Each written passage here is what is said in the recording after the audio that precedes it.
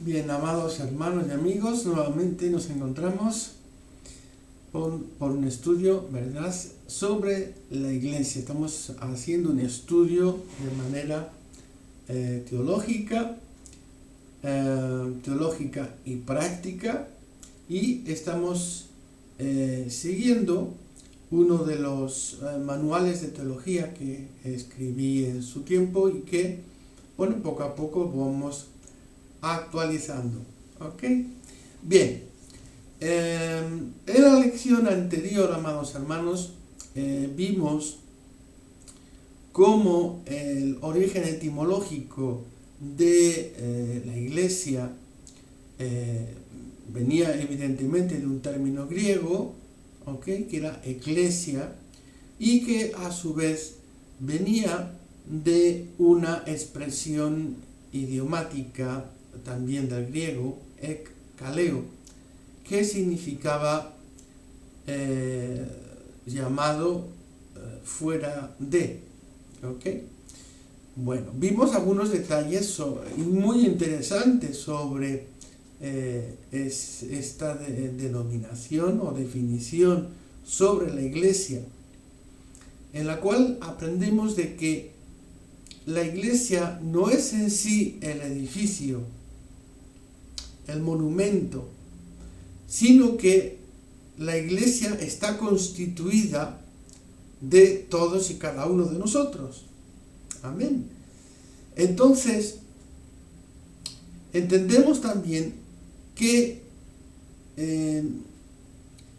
nuestro comportamiento entre nosotros, la buena relación que tiene que haber entre nosotros, es lo que nos constituye en sí como iglesia. Nuestra relación debe de ser de unos con otros.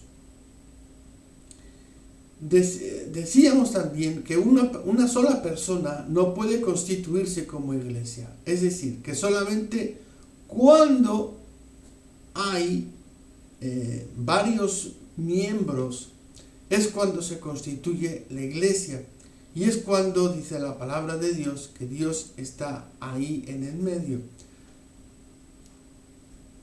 No quiere decir que cuando usted ora solo en su cuarto, Dios no está con usted. ¿Ok? Evidentemente que Dios está con usted. Amén. Pero Dios nos ha puesto en una escuela, y a través de esta escuela es donde nosotros nos vamos a perfeccionar. Y esta perfección se alcanza justamente cuando llegamos a esa buena relación como miembros de la iglesia. Amén. Bueno, vamos a pasar a dar lectura entonces a este escrito en forma de PDF, que de vez en cuando voy mejorando un poquito cada vez. Las primeras ediciones que hice de este escrito eran de 2012 o 2014, por ahí, por esos años. Pero voy siempre mejorando un poquito el escrito. No tiene una forma definitiva, pero de todas las maneras, como siempre digo, está siempre a disposición del pueblo de Dios para que sirva de bendición. Amén. Ok. Bueno, pues en esta edición que estoy preparando para este año 2020, también estoy trabajando, sigo estudiando. Un pastor nunca deja de estudiar.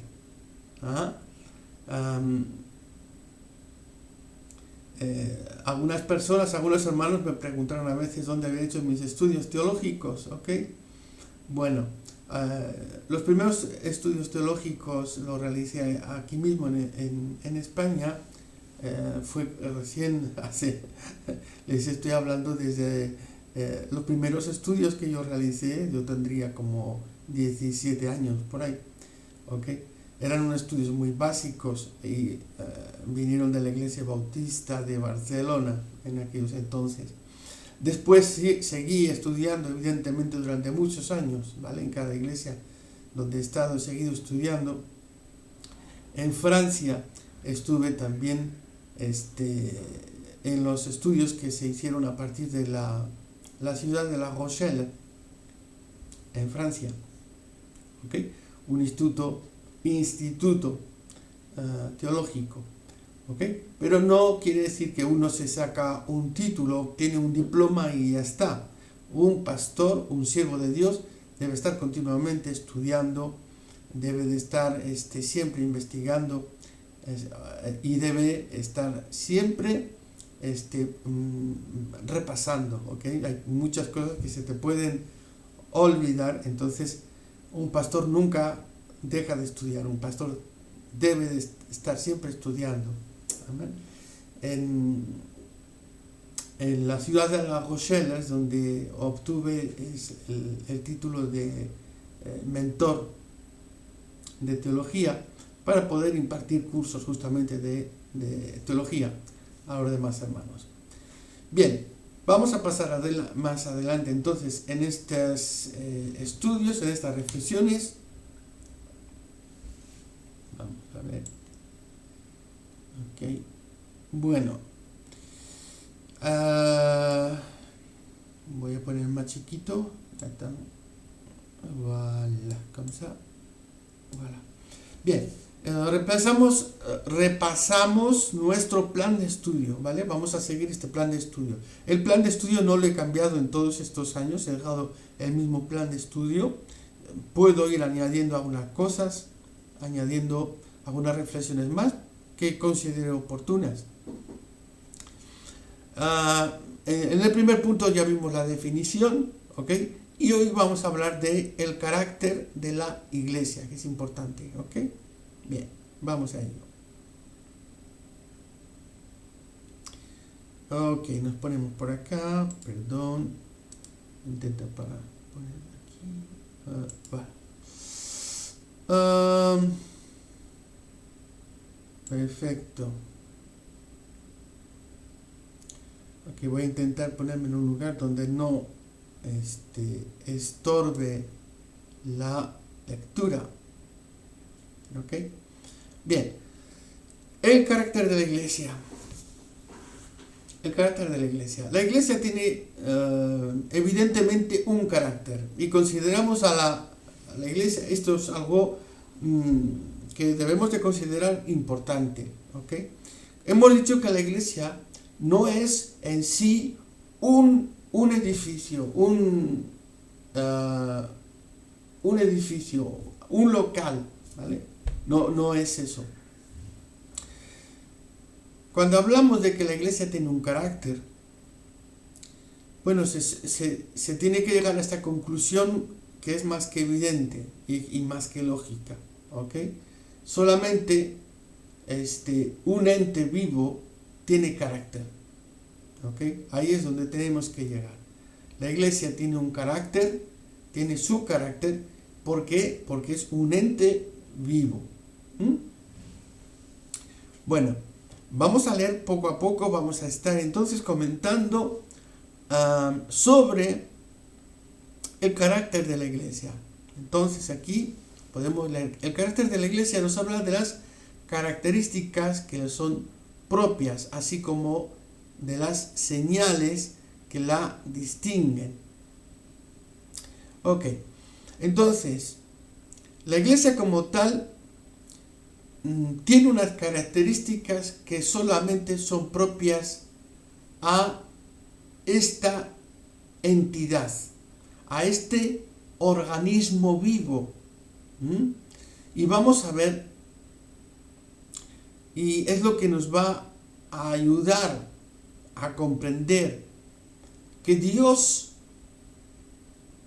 solo tiene una iglesia. Cuando hablo de una iglesia, tenemos que entender también que solo hay una asamblea y que también solo hay un solo camino. Es decir, que todos los seres humanos de este planeta, sean quienes sean, ¿ok? Es decir, el judío no tiene un camino aparte para poder salvarse, ¿ok? el mundo dispensacionalista, sobre todo, se apoya el dispensacionalismo. La base del dispensacionalismo es hacer justamente esta diferencia, en que hay una asamblea que es Israel y otra asamblea que es la Iglesia.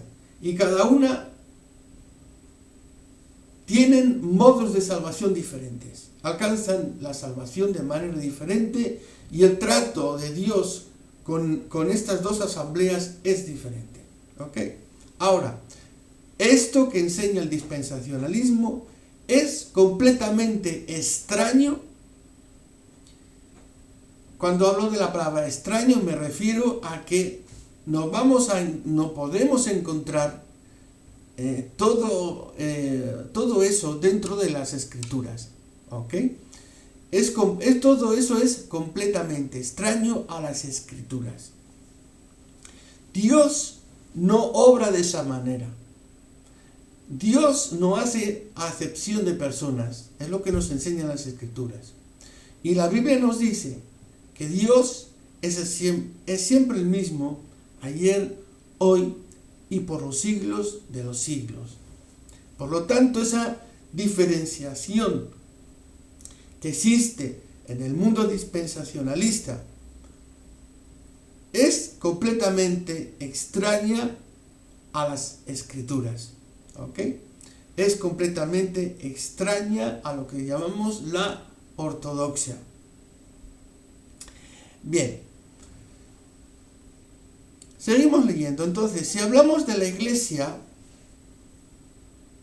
como depositaria de las verdades divinas, es decir, hemos considerado que la Iglesia es un ente en sí, es un ente que es un ente vivo, ¿ok?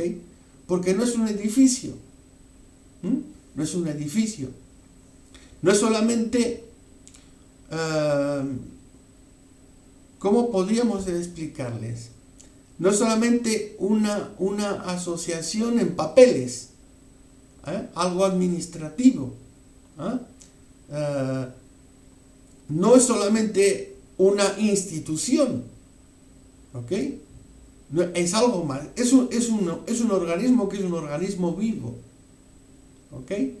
De hecho, en la palabra de Dios podemos encontrar cómo Dios define la Iglesia y la define como el cuerpo. ¿El cuerpo de quién? El cuerpo de Cristo. Y el cuerpo de Cristo, ese cuerpo no es un ente muerto, sino un ente vivo. La Iglesia está en unión continua con Cristo, siendo Cristo la cabeza de la Iglesia y la Iglesia siendo el cuerpo de Cristo.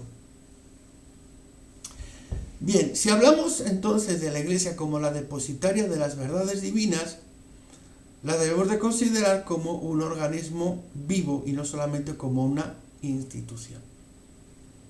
Ok. ¿Por qué decimos aquí de que es la depositaria de las verdades divinas? Bien, en la lección pasada hablamos de que en un tiempo, en el Antiguo Testamento, en la Iglesia del Antiguo Testamento, cuando digo Iglesia del Antiguo Testamento, no estoy diciendo ninguna barbaridad, ¿ok? Porque ya explicamos que la palabra Kahal, que era asamblea, ¿ok?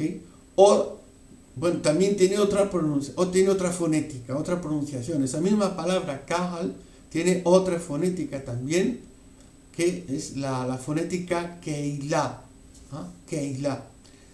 Como es bien sabido de todos, el mismo texto hebreo puede tener dos fonéticas diferentes dependiendo de qué familia del pueblo judío está leyendo las Escrituras.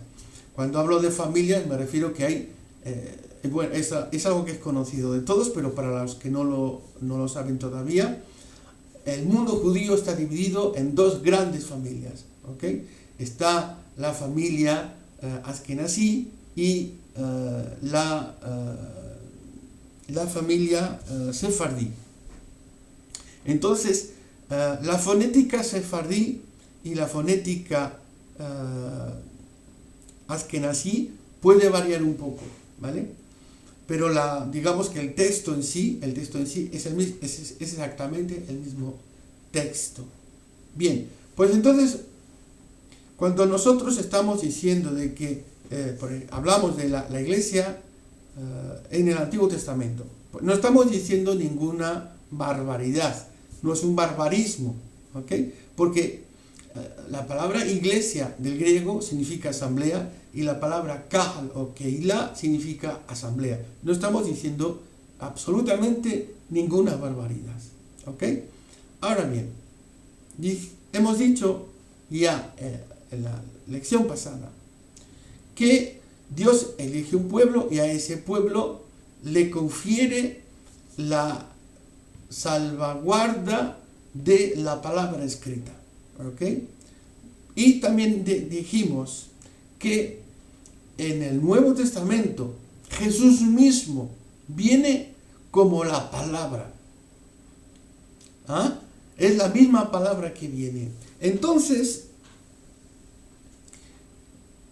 en ese hecho ocurre algo importante, y es que Jesús mismo, siendo la misma palabra, siendo el verbo de Dios, es quien transmite al resto de la iglesia las enseñanzas, ¿ok? La revelación. Ya no hay más revelaciones que transmitir, porque Cristo mismo ha transmitido toda la revelación necesaria para la iglesia, ¿ok? Por eso no hay otro camino, no hay un camino diferente para el pueblo judío como salvación. Si el pueblo judío quiere salvarse, ¿ok? El único medio de salvación es Jesucristo, porque Jesucristo es el único vínculo entre Dios y los hombres, es lo que nos enseñan las Escrituras. Amén. Bien, seguimos adelante. Ok. De esta manera la iglesia es capaz, de ofrecer respuestas más adaptadas a un mundo que evoluciona constantemente. Es decir, retenemos esto, organismo vivo. La iglesia es un organismo vivo. Es un organismo vivo. No es una institución perenne. No es una institución con leyes rígidas, con estatutos rígidos, ¿ok? Jesús mismo, por ejemplo, que Él es la palabra, Él mismo es la palabra, cuando enseñaba a sus discípulos, les decía, habéis oído a los ancianos esto, pero yo os digo esto otro. ¿Ok? Es decir, como organismo vivo tenía Él el poder, la facultad, ¿ok?, de poder ofrecer al ser humano una respuesta adecuada según sus tiempos. Algunas denominaciones cristianas son hiperrígidas, es decir, que no admiten absolutamente ningún cambio, ninguna transformación, y que guardan una tradición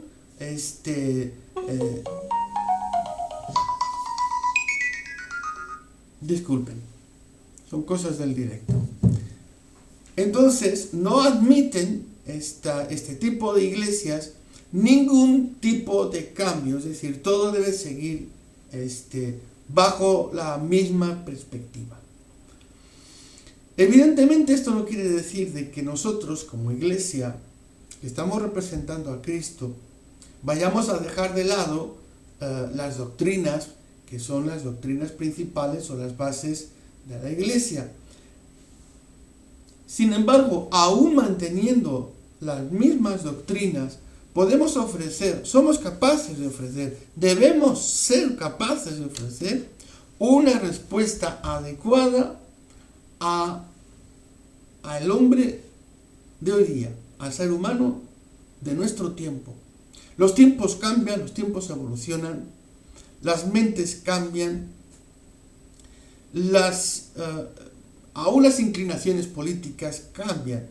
Entonces, la Iglesia como tal, como organismo vivo, tiene la obligación, repito, que tiene la obligación de adaptarse, no digo de cambiar la teología, no digo de cambiar la doctrina, ¿ok?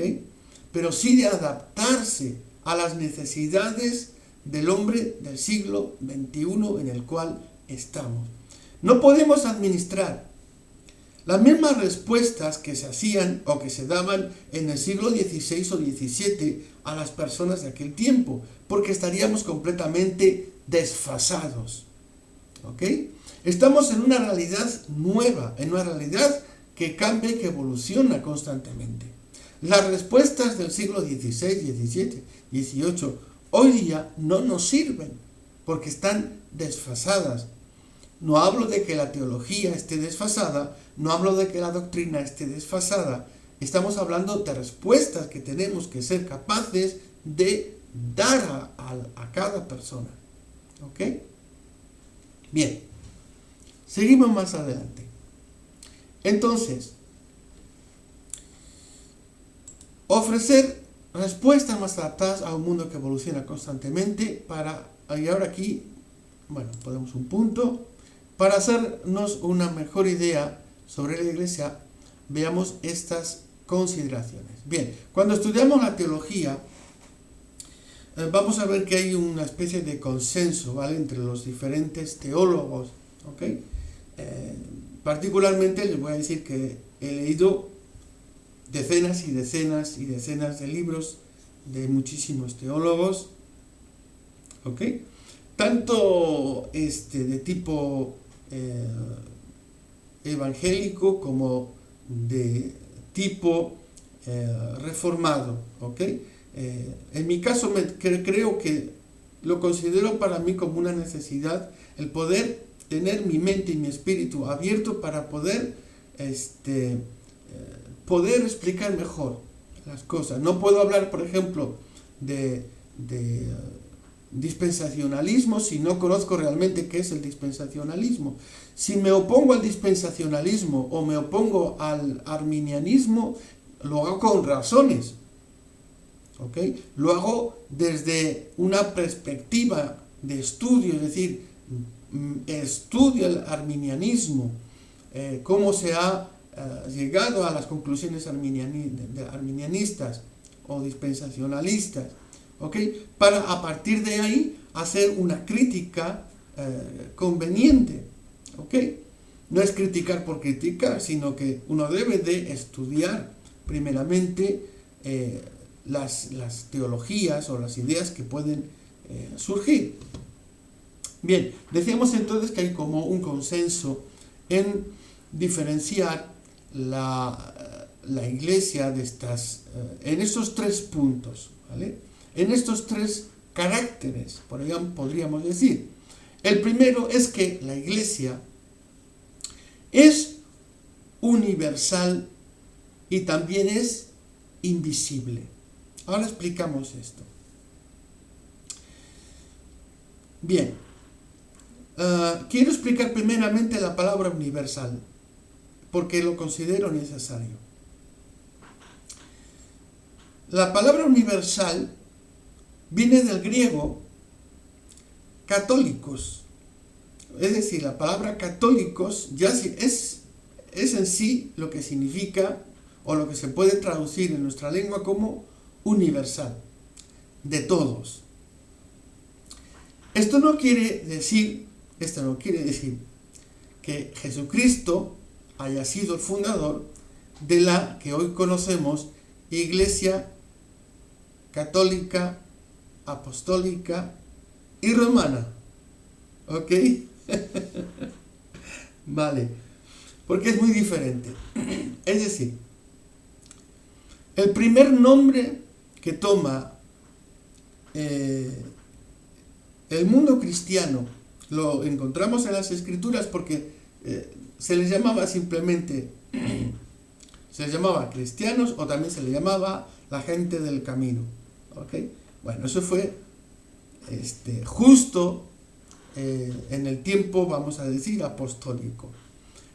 Poco después, y esto lo vemos en la historia de la iglesia toma un nombre a partir de un término griego, ¿ok? Y de un término griego que signifique, ¿ok? De todos, ¿ok? De todos. Es decir, que pueda pertenecer a todos. Ok. Entonces, utilizan el término católicos, porque justamente significa universal y de todos. Entonces, la iglesia católica primitiva, ¿ok? Entiéndanme bien, la iglesia católica primitiva era la iglesia de todos, ¿ok? Había una sola iglesia, ¿ok? Había solamente ancianos, en algunos casos también se les llamaba obispos, ¿de acuerdo? Y no es hasta el año 300 donde empezamos a ver lo que conocemos como la curia romana, el papado y todo eso, ¿de acuerdo? Hasta entonces todos los obispos tenían más o menos el mismo grado de autoridad dentro de la iglesia, ¿ok? Y como la capital del reino era Roma, el obispo de Roma pensó o pretendió tener más importancia que todos los obispos, ¿ok? Pero fíjense que es muy curioso porque en el mismo título de esta iglesia de Roma hay una incongruencia en el título, porque si la palabra universal significa la iglesia de todos, ¿okay? No se puede llamar iglesia romana, porque iglesia católica romana, porque ya no es católica. Si es de Roma, no es católica, no es de todos. Si solo es de Roma, no es de todos. ¿Comprenden la diferencia y el disparate? ¿Ok? Bien, vamos a seguir adelante. Entonces, la primera característica de la iglesia es que es una iglesia universal e invisible. Y esto quiere decir que a los ojos de Dios hay una sola iglesia. Ahora bien, a los ojos de Dios y a los ojos de los hombres son dos cosas muy diferentes y muy dispares. Es decir, que Dios solo contempla una sola iglesia. Es la iglesia que Él ve y que Él conoce. ¿Ok? Nosotros, como seres más limitados y como seres más egoístas, ¿de acuerdo? Pretendemos que un pequeño grupo ya puede tener toda la verdad. ¿Ok? Entonces, hacemos esa diferencia de cómo el hombre ve la iglesia y cómo Dios ve la iglesia. La iglesia que Dios ve es lo que llamamos la iglesia universal. ¿Ok? Y es la iglesia que solamente Dios es capaz de ver. Y por eso también la llamamos la iglesia invisible. ¿Por qué? Porque nosotros no sabemos quiénes son los miembros de esa iglesia. Esto quiere decir, ¿ok? Para que no se confundan, ¿ok? Para que no se confundan.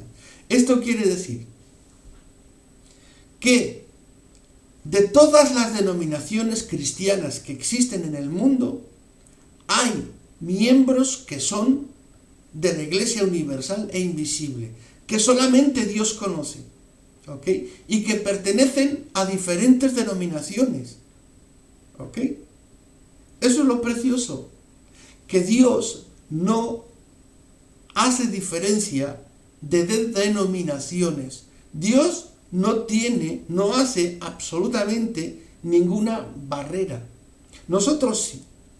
Nosotros hemos creado las denominaciones, nosotros hemos puesto los obstáculos, nosotros hemos puesto las barreras, nosotros hemos puesto iglesia de tal, iglesia de cual.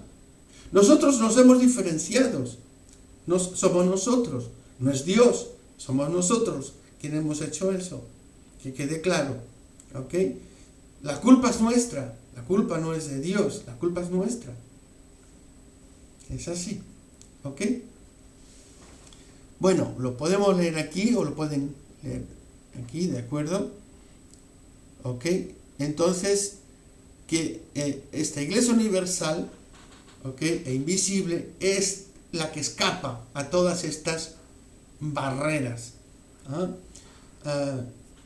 En muchas iglesias y denominaciones, muchos de las autoridades eclesiásticas casi como que prohíben, por ejemplo, el acercamiento a otros grupos. No, cuidado, porque no piensan como nosotros, son diferentes, ten cuidado. Meten ese miedo como que hay una especie de perdición. Si sales de ahí, estás perdido. Ese dicho católico, apostólico, romano de fuera de la iglesia no hay salvación, yo creo que lo han aplicado de manera tácita, vamos a decir, el resto de las iglesias, porque aunque no lo hayan dicho por la boca, pero fuera de si te vas de este grupo ya estás perdido. Ok, bien, más cosas que podemos ver. Aquí vamos a reducirnos un poquito más, me voy reduciendo. Okay. Pongo por acá mismo. Y nos dice, el segundo punto es que es la iglesia local y visible, es la que estamos acostumbrados todos a ver. ¿Okay? Pertenezco a tal denominación, ¿okay? A tal iglesia, y este son mis hermanos. ¿Okay? Entonces son las diferentes confesiones, las diferentes denominaciones que nosotros somos capaces de ver con nuestros propios ojos. ¿Okay? Es penoso y es lastimoso, pero es así. Así funciona. ¿Ok? Bueno, lo importante es que en el día de hoy estamos llegando, gracias a Dios, a un acercamiento mucho mayor entre todas las demás denominaciones. ¿Ok? Hubo un tiempo, lamentablemente, penosamente, que se llamaba, ¿verdad?, el tiempo de las guerras de religión. Hoy no estamos en ese tiempo. Creo que estamos llegando a un acercamiento, ¿ok? A un acercamiento, a un entendimiento.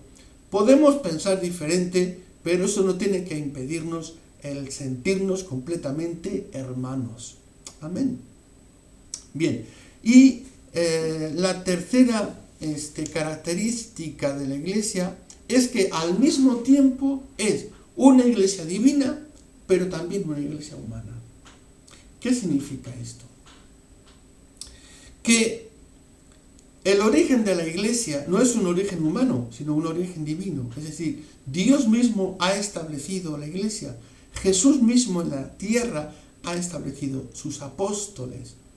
¿Okay? Él mismo comenzó los fundamentos, ¿okay?, a poner la primera piedra de la iglesia. ¿Okay? Más adelante vamos a ver cómo surge esta primera piedra de fundamento para la iglesia, que fue una confesión. ¿Okay? Fue una confesión, la confesión de Pedro. Tú eres el Cristo, el Hijo del Dios viviente. Amén. Pero no nos perdamos ahora, lo vamos a ver más adelante. Y lo importante es que en este apartado vemos que todos nosotros, ¿vale?, todos nosotros formamos la parte humana de la iglesia.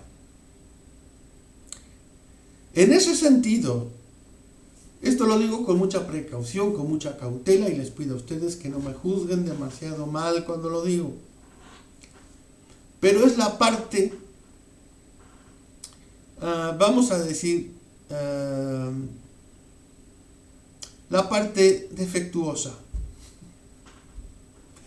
la parte problemática, de parte de Dios no hay problema, ¿ok?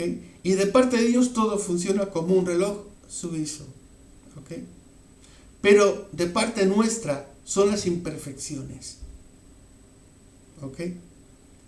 Por eso suelo decir que no hay una iglesia perfecta, cuando me refiero a iglesias locales.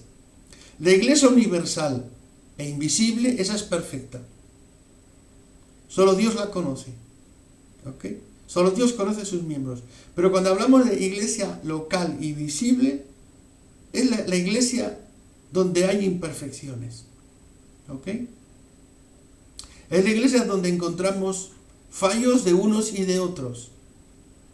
Es la iglesia, ¿verdad?, en la cual todos nos podemos reconocer. Cada uno con sus fallos, cada uno con sus errores, cada uno con su vida, ¿ok? Pero es ahí donde nos podemos reconocer. Al mismo tiempo, esta iglesia es divina. Es una iglesia que tiene que depender exclusivamente de Dios. Así, a pesar de que nosotros tengamos fallos, errores, que tengamos nuestras propias dificultades, no debemos nunca de olvidarnos que el origen de la iglesia es Dios. Y por tanto siempre debemos acudir a Él. Amén. Bien. Más que podemos leer aquí. Bueno, la iglesia no es una institución humana. Es una institución que es divina. En algunos medios pueden decir, no, pero la iglesia no es una institución. Es una institución. Es una institución porque es algo que ha sido instituido por Dios. ¿Ok? No por los hombres, sino por Dios. Las iglesias locales las instituyen los hombres. Ahí tienen razón. ¿Ok?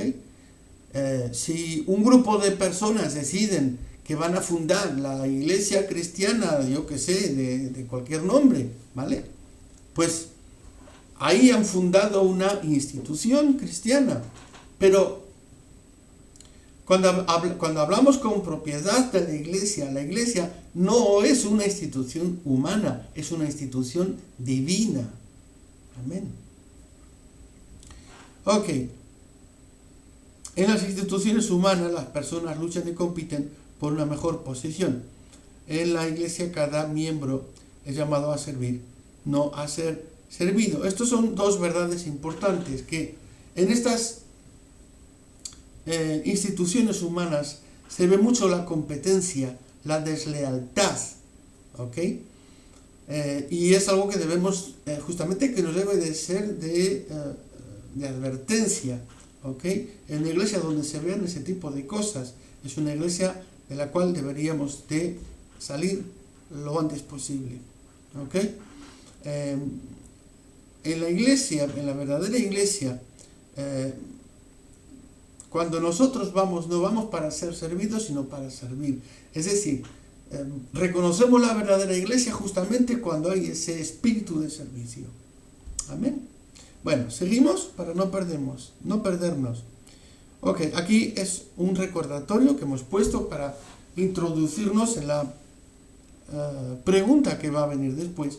Entonces recordemos también que la eclesia o Kahal, entre paréntesis he puesto ahí Keilah, okay, que es otra fonética también que se puede hacer de la misma lectura, tiene su raíz en la expresión ek, kaleo, y que, bueno, pues ek significa fuera y kaleo significa amar, ¿ok?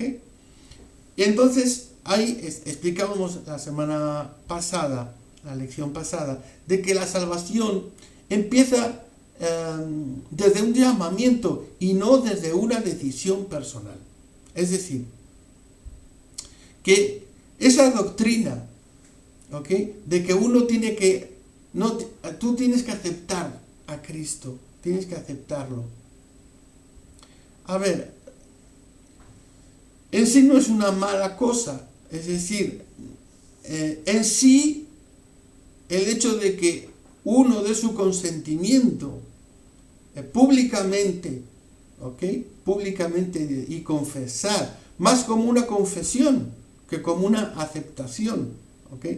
Más como una confesión, pero una confesión de obediencia, ¿ok?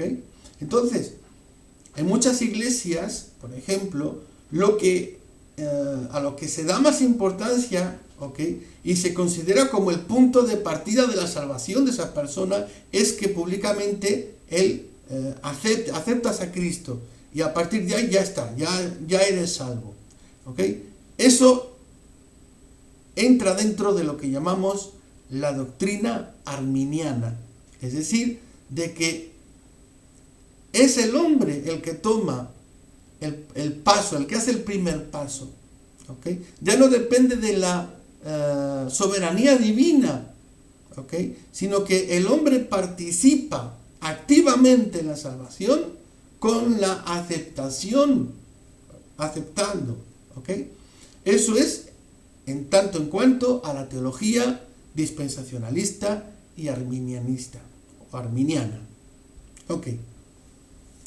Bien, en el mundo reformado no opinamos así, sino que justamente por la definición etimológica de eclesia y de donde viene justamente esa etimología, ¿okay? La salvación viene de un llamado, es decir, es Dios quien nos llama a la salvación, ¿okay? Es un ofrecimiento gratuito de parte de Dios y nosotros obedecemos a ese llamado. Amén. Bien, quiero añadir solamente como información que particularmente en los cultos, por ejemplo, no hago llamados como se pueden ver en las demás iglesias evangélicas, ¿ok? Donde hacen un llamado, después de una predicación, hacen un llamado para que la gente se avance y la gente ahí, en ese entorno tan bonito, ¿verdad? Es casi como que se roba un poco la voluntad de la persona, ¿ok? Se le está coaccionando, a veces sentimentalmente o mentalmente, ¿ok? A la persona para que dé un paso así, ¿ok? Una especie de coacción, de la cual yo estoy muy en contra, ¿ok? Entonces, yo personalmente, en los cultos, cuando hago una predicación y quiero hacer una invitación para que la persona pueda tener ese encuentro con Dios, ¿ok? Yo invito a la persona que en silencio y desde su lugar, desde donde está, él pueda ponerse a cuentas con Dios. ¿Qué quiere decir eso? Que dé un paso de obediencia, que obedezca a ese llamado. Dios lo está llamando, obedece el llamado. Se trata de obedecer, no tanto de decir acepto, ¿ok? El ejemplo que pusimos la semana pasada, ¿verdad? El reo de muerte, ¿ok? Una persona condenada, está ahí en la sala del juicio. Él no puede decir, bueno, ¿sabe qué? Acepto que la salvación, acepto la gracia. Y dijimos, la gracia tiene que ser ofrecida, concedida por el juez, ¿ok? Y una vez que es concedida, ¿ok? Que esté de acuerdo la persona o que no esté de acuerdo, da lo mismo, ya han decidido por él, ¿ok? Se debe entender a partir de ese punto, ¿ok? Yo sé que a veces muchos que me escuchan se van a tirar de los pelos un poco. Ok, bien, entonces recordemos ok. Ok, entonces nuestra salvación es dar un paso en obediencia hacia ese llamado divino. Bien, ahora lo que quiero explicar aquí es que la iglesia reformada y la iglesia católica, ambas denominaciones, no quiero decir ambas iglesias, quiero dejar claro de que para Dios hay una sola iglesia, ¿vale? Eso, si nos lo metemos pronto en la cabeza, mejor. Ok. En la denominación católica y la denominación reformada, vemos de diferente manera ese llamado a la obediencia. ¿Ok? Es decir, que la Iglesia Católica entiende que es un llamado a la obediencia. ¿Ah? Fíjense que lo que muchos evangélicos no entienden, los cristianos católicos sí lo han entendido. ¿Ya ven? Sí lo han entendido. Que es un llamado a la obediencia. O sea, no depende de la decisión de la persona, sino que es un llamado a obediencia. Los reformados también lo hemos entendido de esa manera. ¿Ok? Aunque hay una divergencia importante. Y la vemos aquí, vamos a verla. Entonces, según el catolicismo romano, estoy hablando, ¿vale? El catolicismo romano. El hombre, en su condición de ser libre y consciente, es decir, para el mundo católico, el mundo católico entiende que el hombre posee lo que se llama libre albedrío. Y el mundo reformado, en la mayoría, por lo menos, de denominaciones reformadas o de la Iglesia reformada, entendemos que no. Entendemos que el hombre natural, el hombre que no tiene a Dios, no tiene libre albedrío. ¿Ok? Tiene una libre decisión en las cosas naturales. ¿Ok? Que si se quiere levantar, se levante, si se quiere quedar acostado, se queda acostado. Que si se quiere quedar en casa, se queda, si se quiere ir de viaje, se va de viaje. ¿Ok? Pero entendemos que teológicamente el libre albedrío tiene que ver con las cosas de decisiones espirituales. No solamente de la vida cotidiana, sino también de las cosas en sí. En sí tiene que ver con las cosas espirituales. Es decir, poder decidir entre el bien y el mal.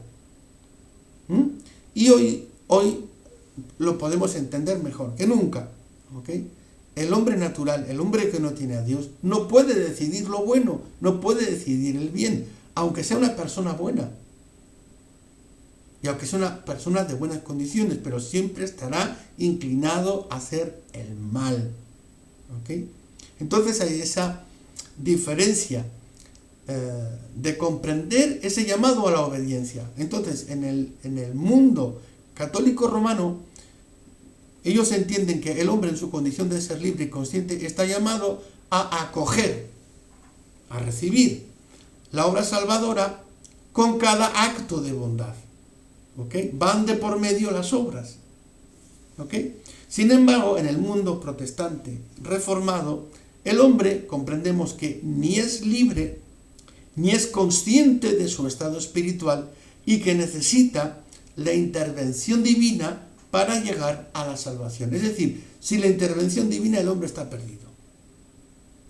El hombre no es que pueda solamente abrazar este llamado y que a través de sus buenas acciones el hombre puede llegar a conocer a Dios. ¿Ok? Entendemos en el mundo reformado que la salvación no depende de la voluntad del hombre, sino exclusivamente de la voluntad divina. ¿Ah? Seguimos. Esto quiere decir que el hombre debe ser elevado a la gracia. Es decir, nosotros espiritualmente, sin Dios, estamos en un plano más bajo. Estamos en el plano de pecado, hundidos en el pecado, hundidos en toda nuestra miseria de pecado, embarrados en toda nuestra miseria de pecado. Y por nuestras condiciones humanas nosotros no podemos alcanzar esa gracia. No llegamos, no estamos a la altura. Necesitamos la intervención divina para ser elevados a esa gracia. ¿Cómo pueden ustedes preguntarme, evidentemente, ¿y cómo es que el hombre es elevado a ese lugar? ¿Ok? Bueno, hay diversos medios. Pero el más eficaz es a través de la predicación de la palabra. Es decir, que en el momento que la predicación se está desarrollando, ocurre un milagro. Ocurre el milagro de la intervención del Espíritu Santo en el alma y en el espíritu del oyente. ¿Ok? Para envolverlo en esa atmósfera espiritual y elevarlo para que pueda contemplar la gracia. En el momento en el momento que esa persona contempla la gracia, es atraído hacia la gracia de manera irresistible. Es lo que nosotros en el mundo reformado conocemos como la gracia irresistible. ¿Ok? En Efesios capítulo 2, verso 8 y 9, lo vamos a leer y es muy importante. Bien, entonces podemos leer en Efesios capítulo 2, versos 8 y 9, que nos dice: porque por gracia sois salvos, por medio de la fe. ¿Ok? Tenemos aquí dos vínculos de gracia. ¿Ok? Dos carreteras. ¿Ok? Que nos van a llevar a la salvación. La primera es la gracia. ¿Ok? Es decir, ese indulto que no puede venir del ser humano, sino que tiene que venir exclusivamente de Dios. Y segundo, por la fe. Una fe que no nace en el corazón del hombre, sino que la crea el Espíritu Santo cuando nosotros escuchamos. De tal manera que dice que la fe viene por el oír, y el oír la palabra de Dios. Amén. Entonces, porque por gracia sois salvos por medio de la fe, y esto no de vosotros. Esto no de vosotros. Bien, en el texto original todavía encontramos algo más explícito. Dice, esto no procede de vosotros. La procedencia de la gracia, la procedencia de la fe, la procedencia de la salvación, eso no viene de ustedes. Eso no procede del ser humano. ¿Ok? Pues es un don de Dios, es decir, es un regalo de Dios. Y añade justamente después, y es lo que nos difiere con el pensamiento romano católico, no por obras, no por buenas acciones, para que nadie se gloríe, para que nadie diga, me he ganado la gracia, me he ganado el favor de Dios porque soy buena persona. ¿Ok? Bueno, vamos a seguir en nuestro texto y enseguida terminamos. Bien, entonces ya para terminar, concluimos con esto. La iglesia no es un edificio, la iglesia no es una institución humana, la iglesia es una institución, que nos quede claro. La iglesia es una institución, pero es una institución divina. ¿Vale? La iglesia también la vamos a considerar como un vínculo de salvación. La iglesia es un vínculo de salvación. ¿Por qué? Porque la iglesia misma ha sido la depositaria, es decir, que Dios mismo ha depositado en la iglesia las riquezas divinas, la riqueza de la predicación de la palabra, de la administración de lo que llamamos los sacramentos, el bautismo, la Santa Cena. Amén. La ha constituido también la depositaria de las verdades, de las doctrinas que están enseñadas. ¿Ok? Por lo tanto, la iglesia es vínculo de salvación. Esto, cuidado, esto no quiere decir de que sea la iglesia quien salve, porque lo tenemos muy claro en el mundo reformado. ¿Ok? En el mundo reformado lo tenemos muy claro. La iglesia no te salva. Puedes estar durante años en una iglesia como miembro, pero eso no te va a salvar. Te va a salvar el que des un paso adelante en la obediencia al llamado de salvación. Que te apartes del pecado y que vivas en una vida de santidad. Eso hará que seas salvo, pero no pertenecer a una iglesia o a una denominación. Sin embargo, tenemos que reconocer que a través de lo que estamos estudiando en la teología, podemos definir perfectamente a la iglesia como vínculo de salvación. Es decir, en la iglesia, y estamos hablando de la iglesia invisible siempre, en la iglesia que Dios ve. No estamos hablando de las iglesias locales, ¿ok? Muchas iglesias locales hemos oído decir, ¿ok? Y es una cosa muy conocida, ¿ok? No, si te vas de esta iglesia, ten cuidado que estás perdido. Mejor salgan corriendo de aquí. ¿Ok? La iglesia no salva. Quien salva es Cristo. ¿Ok? Sin embargo, en la iglesia en general, la iglesia universal, la iglesia general, ¿ok? Ahí es donde Dios ha depositado todas las verdades. Es decir, una iglesia local no puede permitirse el lujo de decir, no, es que yo solamente soy la iglesia, la única iglesia que dice la verdad. ¿Vale? Ok. La iglesia es el vínculo de salvación, pues Dios la ha constituido depositaria de las verdades divinas y administradora de tales riquezas espirituales. Bien, nos referimos evidentemente no a las iglesias locales y visibles, sino a la iglesia universal e invisible, que actúa sin limitación humana en todas las iglesias. Esto quiere decir que aunque la iglesia es vínculo de salvación, no se obtiene salvación por pertenecer a una u otra denominación. Es lo que acabo justamente de explicar, ¿vale?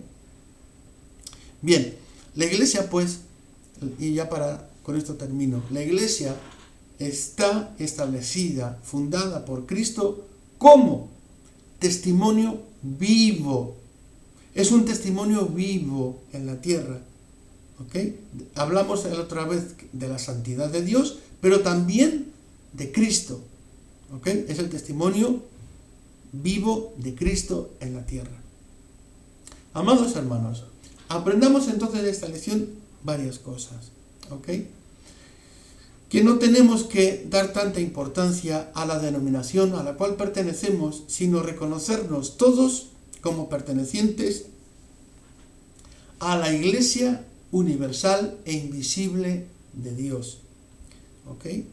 Reconocer también que nosotros dentro de la Iglesia tenemos que cumplir ciertos requisitos y mandatos como el servicio, el servirnos los unos a los otros, el no querer adquirir importancia dentro de nuestra propia denominación, trepando a ver si logro llegar a lo máximo que se pueda llegar dentro de esta denominación. Estaríamos totalmente equivocados y eso no es de Dios. ¿Ok? Y aprendemos muchas más cosas en este estudio de teología. ¿Ok? Es de que la iglesia es el testimonio vivo aquí en la tierra, el testimonio vivo de Cristo. ¿Okay? ¿Por qué? Porque nosotros somos cristianos. Y la palabra cristiano, me lo habrán escuchado en otras predicaciones, la palabra cristiano significa pequeño Cristo. Por lo tanto, tenemos que dar un testimonio aquí en la tierra. ¿Okay? No me hace mejor cristiano el pertenecer a una u otra denominación, sino comportarme tal y como Cristo quiere que yo lo haga. Amén. Bueno, seguiremos la próxima lección, la próxima semana seguramente, con este estudio sobre la iglesia. Gracias por sus comentarios y que Dios les bendiga.